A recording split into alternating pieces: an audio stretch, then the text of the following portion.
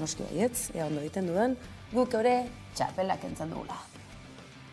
Egun bat entrenatu dugu eta egia da oso ondo jokatu dugula, demostratu dugu hemen gaudela eta horrela segituko dugu. Oso ondo gaude, denak ezagutzen geha eta hori azkenean zelaian ikusten da. Azkenean txikitatik izan dudan ametsa da eta emaitza honekin asko zobeto. Irabazi dugu 3 huts eta jendea etorri da eta oso polita izan da dana.